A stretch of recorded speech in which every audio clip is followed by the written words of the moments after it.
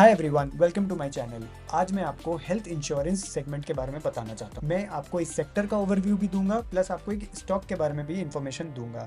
अब हो सकता है कि आपको ये सेगमेंट उतना इंटरेस्टिंग ना लगे, but definitely stick around two watch the entire video, क्योंकि ये वीडियो से आप जो इन्फॉर्मेशन लोगे वो प्रॉब्ली आपको कहीं और इस तरीके से अभी नहीं मिलेगा।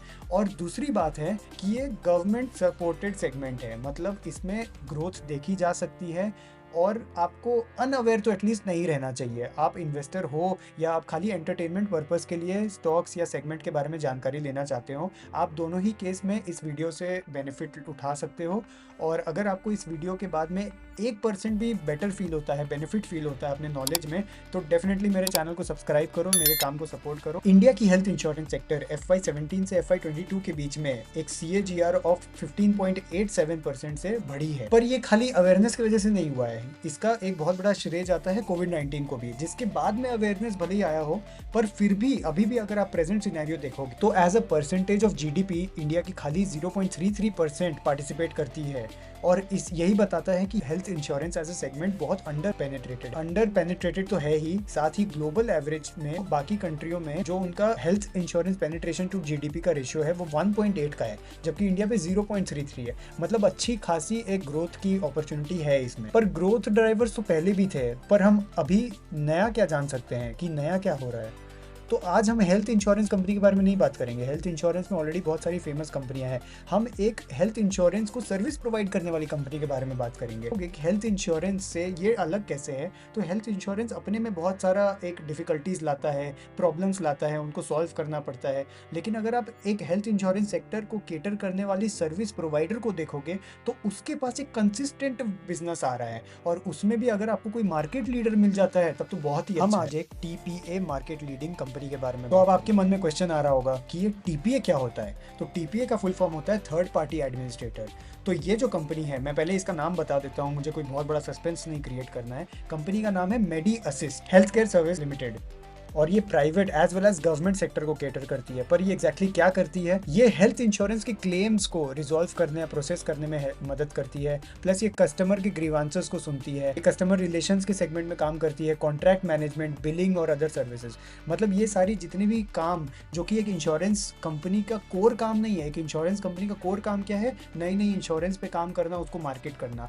बाकी ये सारी कस्टमर फेसिंग या प्रोसेसिंग फेसिंग, ये सारे कामों को कोई भी इंश्योरेंस कंपनी आउटसोर्स कर देती है।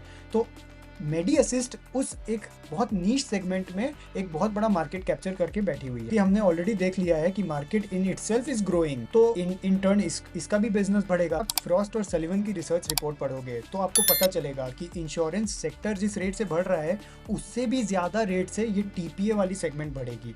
तो इस रिपोर्ट के अनुसार ये बोल रही है कि अगले 4 साल में TPA का जो बिजनेस है वो उसके सेक्टर को भी आउटपेस करने वाला है। और ऐसा क्यों होने वाला है, क्योंकि डिफरेंट इंश्योरेंस सब यही चाहती है, अलग अलग इंश्योरेंस कंपनियां सब यही चाहती है कि वो अपने कोर काम पे ध्यान दे और इन सारे कामों को आउटसोर्स करे। और क्योंकि मेडी असिस्ट बहुत अच्छे से अभी तक पास्ट एग्जीक्यूशन बहुत अच्छा रहा है, तो और ज़्यादा वो नई नई कंपनियों के साथ और ज़्यादा अपने डील्स को साइन करेगी। एक इंश्योरेंस कंपनी का खुद का एक एसेट जितना ज़्यादा बढ़ता है, उतना ही प्रपोर्शन में वो मेडी असिस्ट को भी सर्विसेज ज़्यादा करने देती है, और मेडी असिस्ट का इंटर्न रेवेन्यू बढ़ता है उस एक कंपनी से। क्लैरिटी के लिए आप पॉज करके इस ग्राफ को देख सकते हैं। अब यहाँ से आगे की वीडियो में मैं बहुत ज़्यादा नंबर्स के बारे में बात करूंगा कि कंपनी के नंबर्स अलग अलग एस्पेक्ट में कैसे रहे हैं, और ये कंपनी ऑलरेडी अगर ये मार्केट लीडर है तो ऐसा क्या कर रही है जिसकी वजह से ये कंसिस्टेंटली मार्केट लीडर रहेगी और अपनी पोजीशन को और ज़्यादा स्ट्रॉन्ग करेगी। पहली पॉइंट है कि ये कंपनी टेक्नोलॉजिकली ड्रिवन इंफ्रास्ट्रक्चर को बहुत ज़्यादा अच्छे से यूज़ करती है अपने कंपिटिटिव एडवांटेज के लिए। कैसे? कंपनी ने as of September of 2023 nearly 80% of claim request electronically solve किया था, minimum of a turn around time, average turn around time 40 minutes का यूज़ करके। और इस वजह से क्या होता है कि उस कंपनी को अपनी एम्प्लॉय बेस नहीं बढ़ानी पड़ती है, क्योंकि नियरली सारे के सारे क्लेम्स के रिक्वेस्ट जो आ रहे हैं वो इलेक्ट्रॉनिकली रिजॉल्व हो जा रहे हैं, और इससे ऑप्टिमाइजेशन और ज़्यादा बढ़ जाता है, और optimisation results in operating expenses कम होना और प्रॉफिटेबिलिटी ज़्यादा होना। Second point is long standing relationship with insurance companies, right. तो एज ऑफ सितंबर ऑफ 2023 ये कंपनी इंडिया की 29 हेल्थ इंश्योरेंस कंपनीज में से 27 को अपने बेनिफिट्स प्रोवाइड करती है, 24 लाइफ इंश्योरेंस कंपनियों में से 4 को अपने सर्विसेज प्रोवाइड करती है।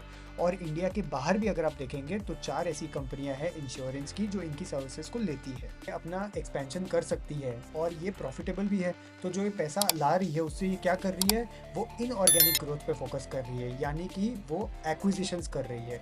तो इनफैक्ट लास्ट ईयर ही आप देख पाएंगे कि कंपनी ने 3 एक्विजिशंस किया है।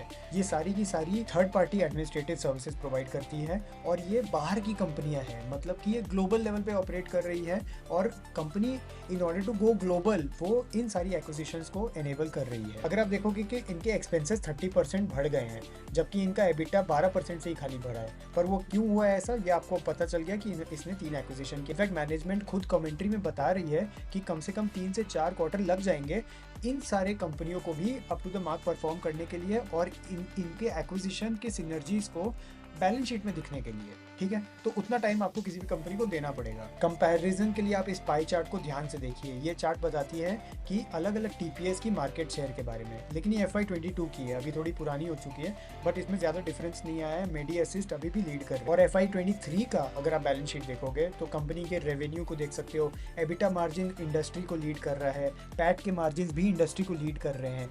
इनफैक्ट जो नेक्स्ट बेस्ट है उससे कंपनी 3-4 गुना ज़्यादा है। कंपनी की ROCE 20 के ऊपर रहती है, कंफर्टेबल ROE भी 19.63 है। तो मैंने बहुत ब्रीफ में आपको पूरी की पूरी होलिस्टिक ओवरव्यू देने की कोशिश की है। अगर वीडियो अच्छा लगा हो तो इसको लाइक कीजिए और चैनल को ज़रूर सब्सक्राइब कीजिए। और कोई भी डाउट हो इस वीडियो के रिलेटेड या किसी भी और चीज़ के रिलेटेड आप नीचे कमेंट्स कीजिए, ठीक है। और लास्ट में जाते जाते मैं एक बात बताना चाहता हूँ कि अगर आप इलेक्ट्रॉनिक सेगमेंट या सेमीकंडक्टर सेगमेंट से बहुत अट्रैक्ट होते हैं और आपको उसमें कुछ इस तरीके की जानकारी चाहिए तो उस पर भी ऑलरेडी वीडियोस बनी हुई है, आप चैनल पे जाके देखिए कंटेंट ऑलरेडी प्रेजेंट है। Thank you.